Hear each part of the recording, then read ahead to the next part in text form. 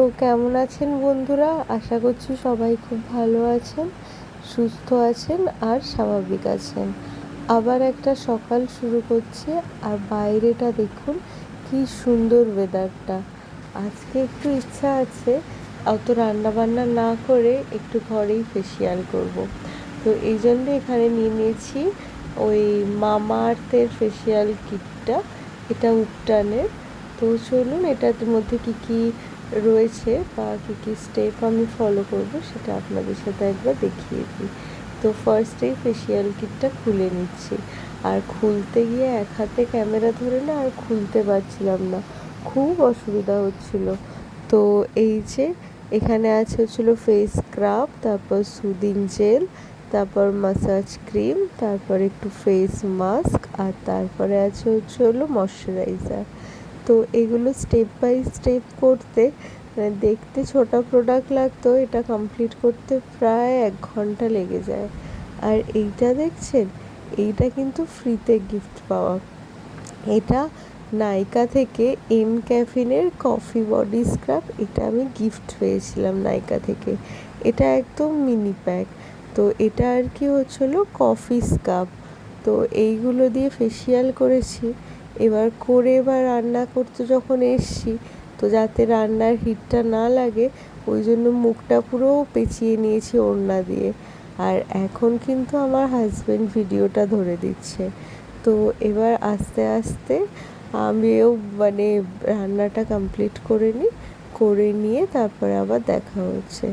তো দুপুরবেলাতে খাওয়া দাওয়া হয়ে গেছে। তো এখন ভাবলাম একটুখানি দুধ অনেক দিন ধরেই ফ্রিজে ছিল, তাই ভাবলাম এই দুধটার গতি করি। তো ভাবলাম প্রথমে একটুখানি এতে ওই যে ভিনিগার আছে সেই ভিনিগারটা দিয়ে একটুখানি ছানা কেটে নিই। আর এই দেখুন কি সুন্দর ছানা কেটেছে। এবার এটাতে একটু ময়দা দিয়ে ভালো করে মেখে নেব।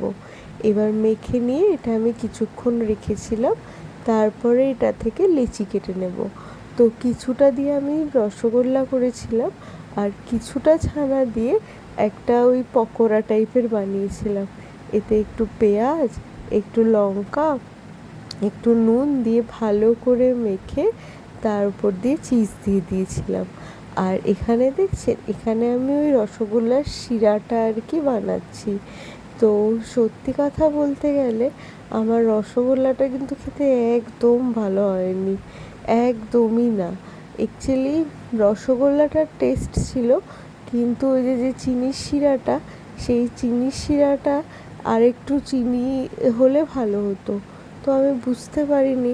আর 4টে রসগোল্লার জন্য কি আর অত চিনি খরচা করতে ইচ্ছা করে বলুন তো? তো চলুন এইদিকে আমি রসগোল্লাটা ছেড়ে দিচ্ছি। আর দেখুন কি সুন্দর ফুলেছে। আর এখানে আমি একটা চিজের স্লাইস নিয়ে নিয়েছি। এইটা ওই যেই ছানাগুলো আর কি ভাজছি তার উপরে আর কি দিয়ে দিচ্ছি। তো দিয়ে দিচ্ছি, আর এখানে দেখুন রসগোল্লাগুলো আমার রেডি হয়ে গেছে। এইটা হচ্ছিলো আমাদের ইভিনিং স্ন্যাক্স। আর চলুন এবার ডাইনিংয়ে গিয়ে রাখা যাক। সাথে কিন্তু রসগোল্লাও আছে। আজকে আবার আমার মা বাবার এখানে আসার কথা আছে।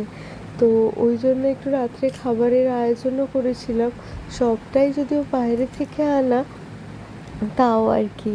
তো তার কিছু ছোট ক্লিপ আপনাদের সাথে শেয়ার করব। আর পুরো ভিডিওটা যদি ভালো লেগে থাকে তাহলে ভিডিওটা ছেড়ে যাওয়ার আগে একটা লাইক, একটা সাবস্ক্রাইব আর একটু শেয়ার করে দিয়ে আমাদের চ্যানেলের পাশে থাকবে। আর এই দেখুন, এখানে আমার ওই চিড়ের যে ছানার যে ভাজাটা হচ্ছে, কি সুন্দর ভাজা হচ্ছে। আর এইদিকে আমার রসগোল্লাগুলোও পুরো খুব ভালো ফুলে গেছে। তো চলুন আজকের ভিডিওটা এখানেই শেষ করছি। ভিডিওটাতে যদি কিছু একটুও ভালো লেগে থাকে তাহলে লাইক, শেয়ার অ্যান্ড সাবস্ক্রাইব